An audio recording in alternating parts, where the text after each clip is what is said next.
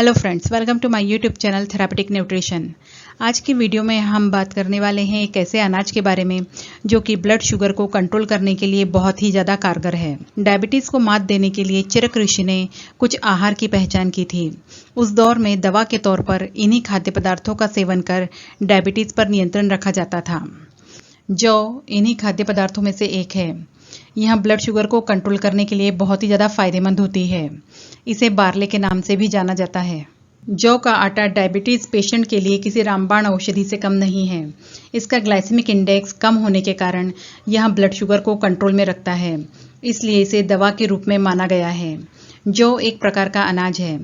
इसकी खेती प्राचीन काल से होती आ रही है और इसका उपयोग प्राचीन काल से ही धार्मिक संस्कारों में होता आ रहा है। जौ का आटा बहुत फायदेमंद होता है। इससे वजन घटाने में मदद मिलती है। नियमित रूप से इसका सेवन करने से हार्ट हेल्दी रहता है। साथ ही यह डायबिटीज़ को कंट्रोल करने में भी फायदेमंद है। बार्ले का आटा बढ़े हुए कोलेस्ट्रॉल को कम करता है। इसमें protein, fibres, vitamin B, zinc और आयरन जैसे पोषक तत्व पाए जाते हैं। इसमें बहुत कम कैलोरीज होती है और फाइबर्स भरपूर मात्रा में होते हैं। अगर आपकी ब्लड शुगर हमेशा बढ़ी हुई रहती है तो आपको खाने में जौ का उपयोग ज़रूर करना चाहिए। अन्य सभी अनाजों के बीच जौ की सबसे बड़ी खासियत यह है कि इसमें फाइबर्स बहुत ज़्यादा मात्रा में होते हैं, जो लगभग 17% है।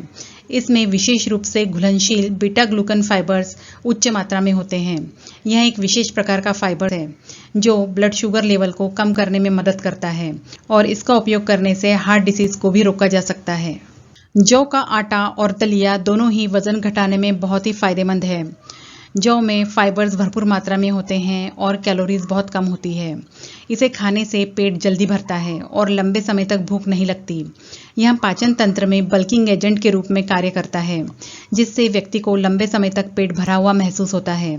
इसका सेवन करने से कैलोरी इंटेक कम हो जाती है, जिससे वजन घटाने में मदद मिलती है। जौ दो तरह की होती है, एक छिलके वाली और एक बिना छिलके वाली, जिसे कि मोती जौ के नाम से भी जाना जाता है। दोनों ही ब्लड शुगर को कंट्रोल करने के लिए बहुत ही फायदेमंद होती है। छिलके वाली जौ में फाइबर्स की मात्रा ज़्यादा होती है और इससे बनी हुई चपाती थोड़ी कड़क बनती है, इसलिए आप बिना छिलके वाली जौ का उपयोग भी कर सकते हैं। आइए जानते हैं इसमें पाए जाने वाले पोषक तत्वों के बारे में। जौ में प्रति 100 gram 354 kilo calories, 12.5 gram protein, 2.3 gram fats, 73.5 gram carbohydrate और 17.3 ग्राम फाइबर्स होते हैं। इसके अलावा इसमें calcium, iron, magnesium, phosphorus, potassium, manganese, selenium और फॉलिक एसिड भी होते हैं। इसके अलावा इसमें vitamin A, vitamin B1, B2, B3, B6, B12, vitamin C, vitamin E और जिंक भी होता है। ब्लड शुगर लेवल को कंट्रोल करने के लिए जौ बहुत ही फायदेमंद है। जौ और इसका एक्सट्रैक्ट ऑक्सीजन के फ्री रेडिकल्स को ख़त्म कर सकता है और डायबिटीज़ के इलाज में मदद कर सकता है। इसका dietary fibre fasting blood sugar को कम करने में मदद करता है। साथ ही इसमें मौजूद फ्लेवोनॉइड्स खाना खाने के बाद के ब्लड शुगर लेवल को नियंत्रित करने में भी मदद करते हैं। किसी भी भोजन के जीआई इंडेक्स से यह पता चलता है कि कोई विशेष भोजन ब्लड शुगर लेवल को कितना प्रभावित कर सकता है। जिस भोजन का जीआई इंडेक्स जितना कम होगा वह ब्लड शुगर को उतना ही कम प्रभावित करता है। अगर किसी भोजन का जीआई इंडेक्स 85 है तो यह ब्लड शुगर को बहुत तेज़ी से बढ़ाएगा और अगर किसी भोजन का जीआई इंडेक्स 40 है तो यह ब्लड शुगर को बहुत कम प्रभावित करेगा। डायबिटीज़ की कंडीशन में 55 से कम जीआई इंडेक्स वाले खाद्य पदार्थों का सेवन करना चाहिए। छिलके वाली जौ का जीआई इंडेक्स 20 से 25 होता है और पकाने के बाद भी इसमें कोई बदलाव नहीं होता, जबकि बिना छिलके वाले जौ का जीआई इंडेक्स 22 से 29 है। मोती जौ को 1 घंटे तक उबालने के बाद इसका जीआई इंडेक्स थोड़ा सा बढ़ जाता है, क्योंकि इसमें कुछ फाइबर्स नष्ट हो जाते हैं। डायबिटीज़ के कारण और भी कई बीमारियां शरीर में घर करने लगती है, जैसे हृदय रोग, डायबिटिक रेटिनोपैथी, किसी घाव का लंबे समय तक ठीक ना होना। ऐसी ही कई चुनौतियों का सामना करना पड़ सकता है।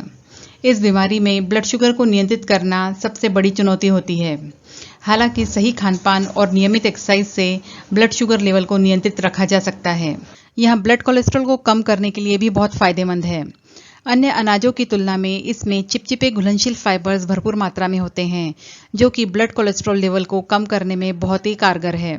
जौ का सेवन करने से यह इंटेस्टाइन में मौजूद भोजन को चिपचिपा बना देता है, जिसकी वजह से यह भोजन में मौजूद कोलेस्ट्रॉल और फैट्स को बाइंड कर लेता है और इसके एब्जॉर्प्शन की दर कम होने लगती है।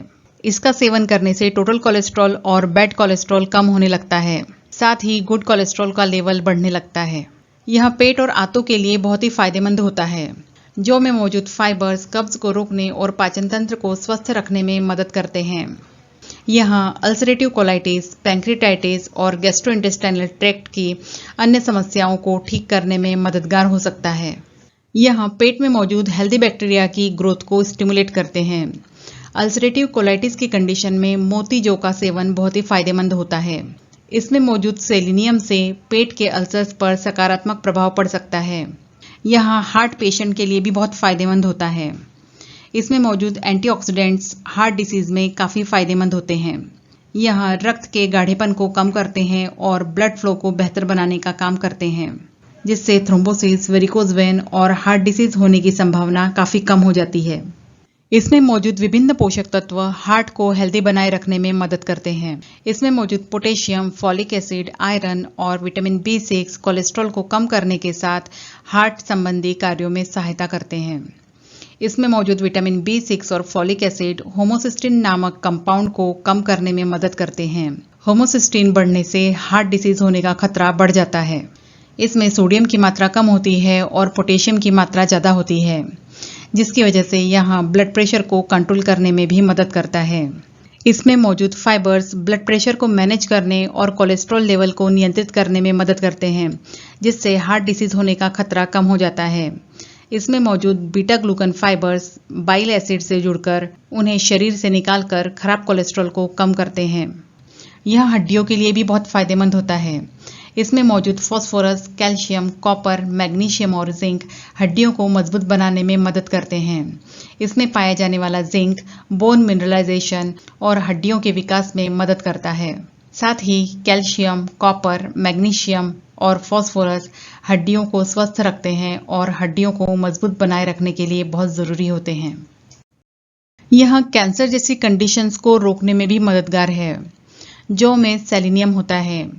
2012 के एक अध्ययन के अनुसार डाइट में सेलेनियम लेने से सूजन को रोकने में मदद मिल सकती है। नेशनल कैंसर इंस्टीट्यूट के अनुसार कुछ प्रकार की पुरानी सूजन जैसे कि क्रोन डिसीज में कैंसर का खतरा अधिक होता है।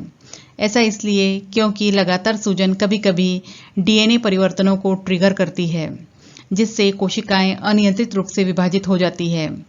सेलेनियम एक एंटीऑक्सीडेंट के रूप में कार्य करता है, जो फ्री रेडिकल से होने वाले डैमेज से कोशिकाओं की रक्षा करता है। इस प्रकार के डैमेज से कैंसर का खतरा बढ़ सकता है। अब हम जानते हैं इसका सेवन किस तरह से किया जा सकता है।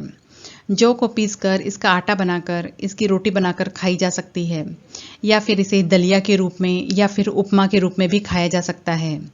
इसे सत्तू के रूप में भी नियमित रूप से सेवन कर सकते हैं। यह आपका पाचन तंत्र भी मजबूत रखेगा और साथ ही वजन को भी नियंत्रित रखेगा। डायबिटीज के मरीज जौ के जैसे अन्य लो ग्लाइसेमिक इंडेक्स आहार को अपनी डाइट में शामिल कर सकते हैं, जिससे उनका ब्लड शुगर लेवल कंट्रोल में रहेगा और इसके साथ ही नियमित एक्सरसाइज और तनाव मुक्त जीवन शैली अपनाकर एक स्वस्थ जीवन जी सकते हैं।